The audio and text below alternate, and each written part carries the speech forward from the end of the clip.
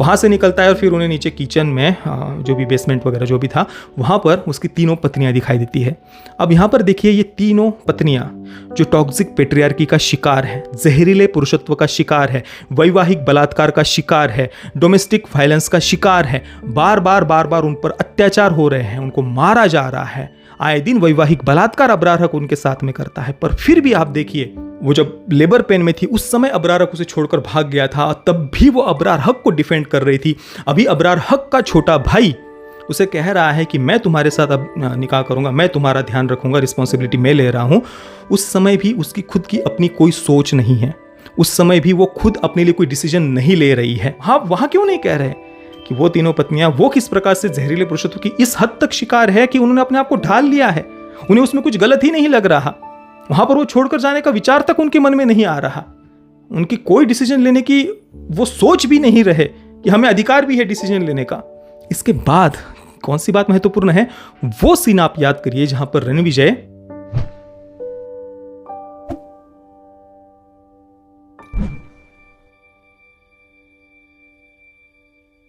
ओम नारायण नारायण नारायण नारायण। सब मित्रों को राम राम, सबका स्वागत है। दोस्तों कैसे हैं आप सब। दोस्तों एनिमल फिल्म में जो अबरार हक का कैरेक्टर है उसके एंट्री के समय जो जमाल कुद्दूस सॉन्ग हम सुनते हैं, उस सॉन्ग के माध्यम से या फिर अबरार हक के कैरेक्टर के माध्यम से फिल्म क्या कहने का प्रयास करती है उसके बारे में विस्तार से अभी हम चर्चा करने वाले हैं। देखिए एनिमल में तो इतने सारे अलग अलग सब प्लॉट्स है और उस हर एक सब प्लॉट में इतने सारे लेयर्स हैं, साथ में ही केवल सब प्लॉट से नहीं इतने सारे कैरेक्टर्स है, उस हर एक कैरेक्टर में भी कई सारे लेयर्स हमें देखने को मिलते हैं। भाई इन सब बातों पर सैकड़ों वीडियोस बनाए जा सकते हैं और वो कैरेक्टर्स सब प्लॉट्स वगैरह सब छोड़ दीजिए, भाई फिल्म के एक एक डायलॉग पर, एक एक संवाद पर घंटों घंटों तक चर्चा की जा सकती है। तो भाई संदीप रेड्डी वेंगा ने एक एक डायलॉग के माध्यम से बहुत सारे वोक्स के जो एजेंडाज है ना उनको काउंटर किया है, उनको एक्सपोज किया है। चलिए हो सके तो एक एक कभी हम चर्चा करेंगे, पर अभी हम यहाँ पर अबरार हक का जो कैरेक्टर है उसके माध्यम से फिल्म क्या कहती है उस पर बात करने वाले हैं। देखिए फिल्म में दो अलग अलग व्यवस्थाएं, सामाजिक व्यवस्थाएं, पारिवारिक व्यवस्थाएं यहाँ पर दिखाने का प्रयास किया है। एक है रणविजय के कैरेक्टर के माध्यम से और दूसरी अबरार हक के कैरेक्टर के माध्यम से। और जो विलन का कैरेक्टर है अबरार हक का, उसके माध्यम से जिस प्रकार से टॉक्सिक मास्कुलिनिटी को, जहरीले पुरुषत्व को फिल्म में एक्सपोज किया है ना भाई, मतलब गजब। इतना बढ़िया तरीके से जहरीले पुरुषत्व को संदीप रेड्डी वेंगा ने एक्सपोज किया है कि सबसे आश्चर्य की बात देखिए कि जो लिबरल्स और फेमिनिस्ट्स हमेशा जहरीले पुरुषत्व की बातें करते रहते हैं कि भाई जहरीले पुरुषत्व को एक्सपोज किया ही जाना चाहिए, बार बार फिल्मों में ऐसे जहरीले पुरुषत्व को दिखाया जाना चाहिए, उसको निगेटिव वे में दिखाया जाना चाहिए, उस पर जितनी हो सके उतनी चर्चा होनी चाहिए, समाज को इसके बारे में जागरूक करना चाहिए, जहरीले पुरुषत्व के बारे में। इस प्रकार की बातें हमेशा लिबरल्स, वोक्स, फेमिनिस्ट वगैरह करते हैं।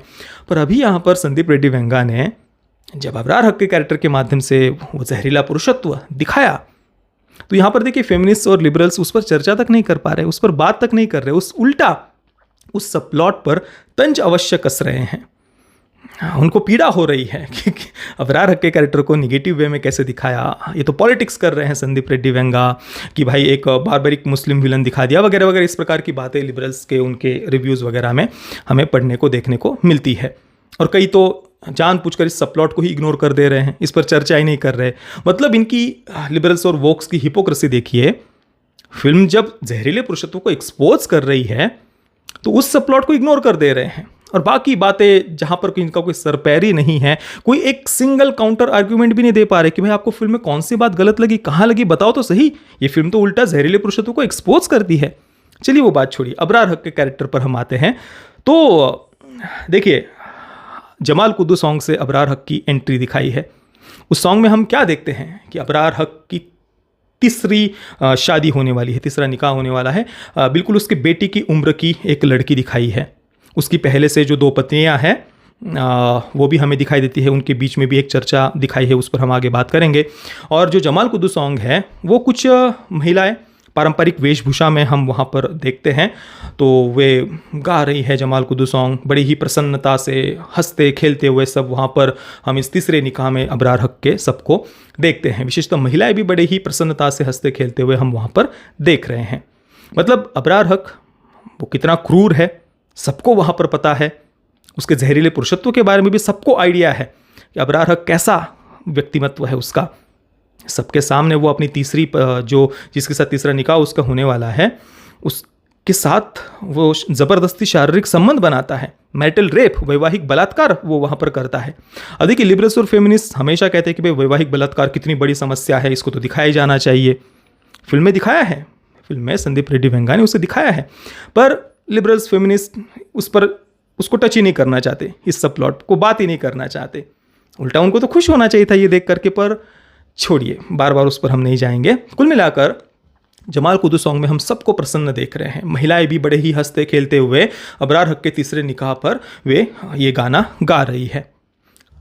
तो यहाँ पर हम क्या समझते हैं इस सीन के माध्यम से कि जो भी लोग वहाँ पर आए हुए हैं उन्होंने उस सामाजिक व्यवस्था को अपना लिया है कि भाई यही सही है, किसी को भी वो गलत नहीं लग रहा। अबरार हक जो कर रहा है या वो तीसरा निकाह जो उसका हो रहा है, वो अपनी पहली दोनों पत्नियों के साथ में उसका व्यवहार कैसा है, तीसरा निकाह कर रहा है वो तीसरी पत्नी के साथ उसका व्यवहार कैसा है, इन सब बातों से किसी को प्रॉब्लम नहीं है। सब हंसते खेलते हुए जमाल कुदू ये सॉन्ग गा रहे हैं।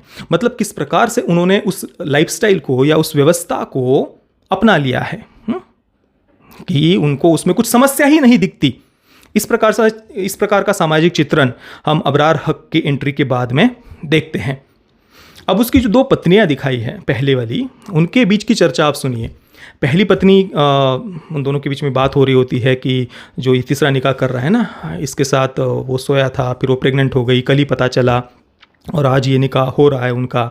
तो एक पत्नी दूसरी से पूछती है, पहले वाली दोनों, कि तुमने क्यों किया था निकाह। तो पहली वाली कहती है कि भाई वो बोल नहीं सकता, इस कारण से मुझे शांति चाहिए थी तो मैंने कर लिया निकाह। और दोनों ही वहाँ पर स्मोक करते हुए उनको दिखाया है। मतलब वे जहरीले पुरुषत्व की शिकार है। अबरार हक उनका आए दिन मैरिटल रेप करता है, वैवाहिक बलात्कार करता है, उनकी इच्छा के विरुद्ध रोज़ उनके साथ में शारीरिक संबंध बनाता है। पर फिर भी वो दोनों पत्नियां उनको किस प्रकार से दिखाई देखी कि उन्होंने अपने आप को ढाल लिया है उस व्यवस्था में, उस लाइफस्टाइल में, कि उन्होंने उस बात को सही मान लिया है, उनको उसमें कुछ गलत भी नहीं दिखाई दे रहा। तो पहली वाली पत्नी कहती कि भाई वो गूंगा है, इस कारण से बोल नहीं सकते, इस कारण से मैंने उसके साथ विवाह किया। दूसरी से पूछा जाता है तो वो कहती कि भाई वो लोडेड था काफ़ी, मतलब वो बिस्तर पर काफ़ी खुश करता है, ये उसका कहने का तात्पर्य था, इस कारण से मैंने विवाह किया। और दोनों ही हंस रही है, एक दूसरे के साथ मजाक मस्ती कर रही है, ये वहाँ पर दिखाया है। फिर वे विवाह में आते हैं, फिर उसके बाद में वो अबरार हक हत्या कर रहा है, और हत्या के बाद में अपने भाई के लिए 2 मिनट सबको जब शांत मौन रहने के लिए वो कहता है, तो वहाँ पर उससे पहले वो सारी महिलाओं को वहाँ से दूर जाने के लिए, बाहर जाने के लिए कहता है, और केवल पुरुष वहाँ पर 2 मिनट मौन रहेंगे, ये वो बताता है। तो उसकी जो जहरीले पुरुषत्व वाली जो सोच है वो वहाँ पर हमें फिर से एक बार दिखती है। उसके बाद वो जहाँ महिलाएं बैठी हुई होती है वहाँ वो जाता है, और उसकी जो तीसरी पत्नी है, जो लगभग उसकी बेटी की आयु की दिखाई है, उसके साथ ज़बरदस्ती सबके सामने वो शारीरिक संबंध बनाता है। और फिर उसके अगले सीन में हम देखते हैं कि पहली की जो दोनों पत्नियां हैं उनको भी वो अपने साथ में वापस बुलाता है शारीरिक संबंध बनाने के लिए, तीनों के साथ एक साथ में। और वहाँ पर एक पत्नी कहती है कि अब ये नई आई हुई है, उसे पता नहीं कि तुम्हें कैसे शारीरिक संबंध बनाना पसंद है, तो अभी आज के दिन रुक जाते तुम। तो वो तुरंत उसको एक जोर का चमाटा मारता है, जोर का थप्पड़ मारता है। जहरीले पुरुषत्व को फिर से एक बार यहाँ पर दिखाया है अबरार हक के कैरेक्टर के माध्यम से। पर यहीं तक ये बात समाप्त नहीं होती, इसके बाद जो दिखाया है वो सबसे ज़्यादा महत्वपूर्ण है।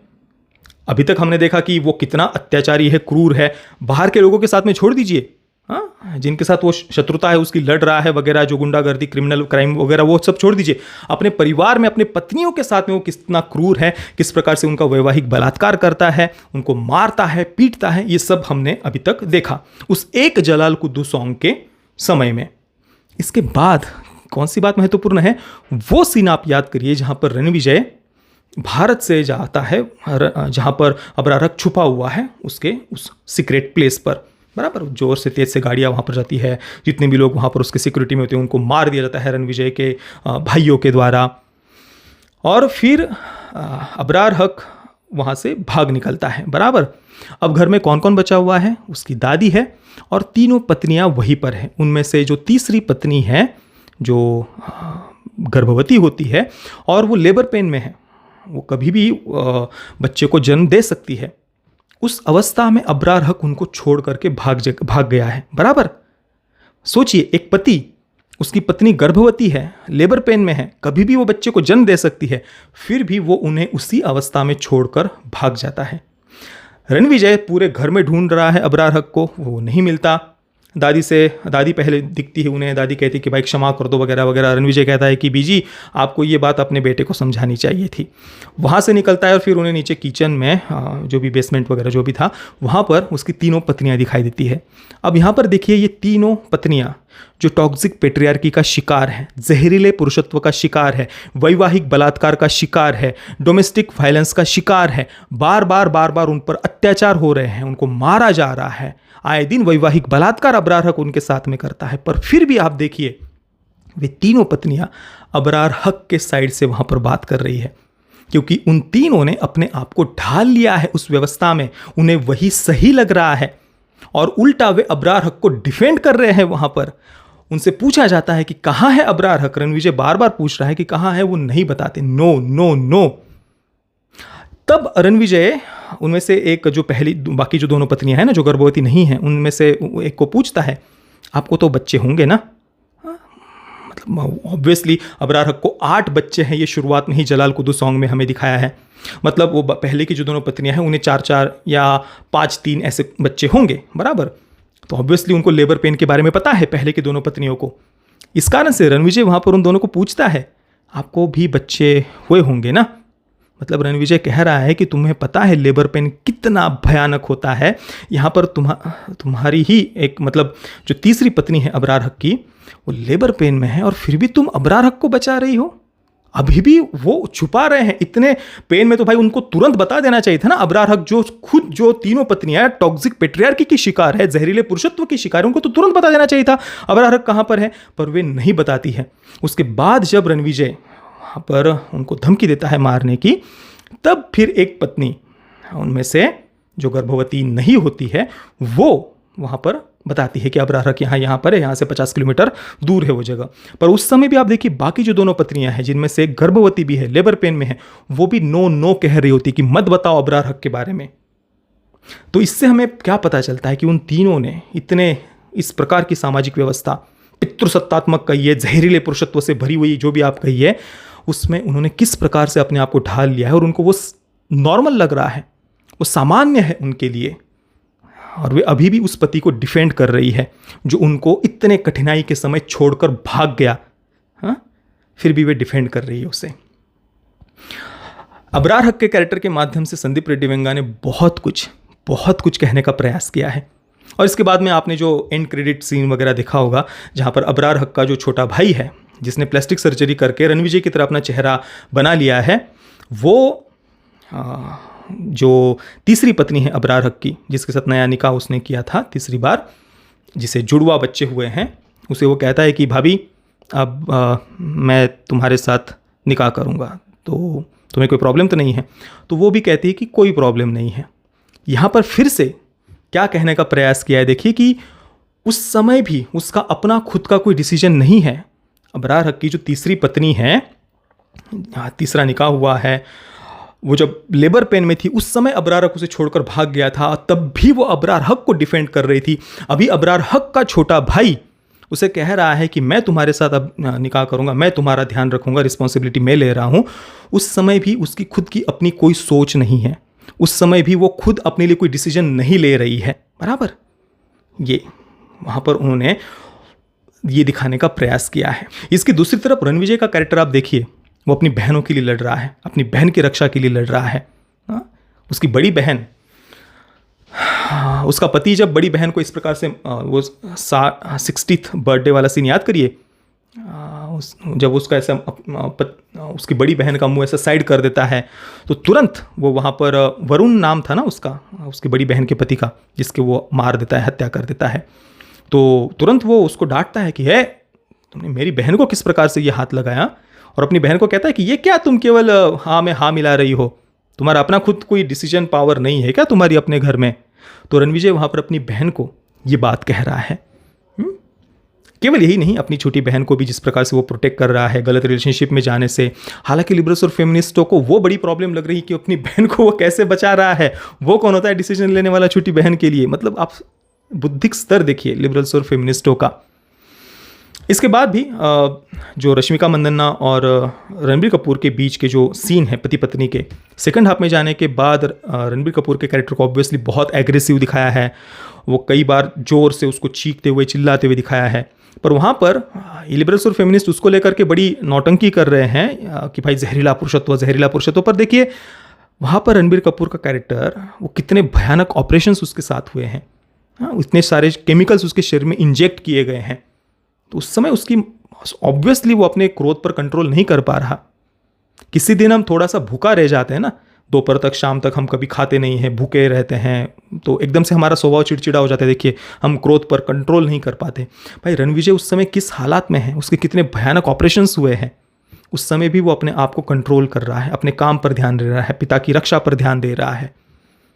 तो स्वाभाविक सी बात है वहाँ पर वो अपने क्रोध पर काबू नहीं कर पा रहा। उसको थोड़ा मानसिक रूप से वो कितना तनाव में है वो वहाँ पर उन्होंने दिखाया है। पर लिबरल्स और फेमिनिस्ट उस स्थिति में भी रणविजय से किसी संत महात्मा की तरह व्यवहार अपेक्षित कर रहे हैं। मतलब ये तो कितनी हास्यास्पद बात है। आप देखिए स्वाभाविक सी बात है, वो इतनी पीड़ा में है तो मानसिक तनाव और चिड़चिड़ापन ये उसके पात्र में वहाँ पर उन्होंने दिखाया है। हालांकि उस समय भी उसकी पत्नी अपने पति के साथ में खड़ी है। उसकी पत्नी के जो माता पिता है यानी रणविजय के सास ससुर, वो कहते हैं कि तू उसके साथ क्यों है, छोड़ दे।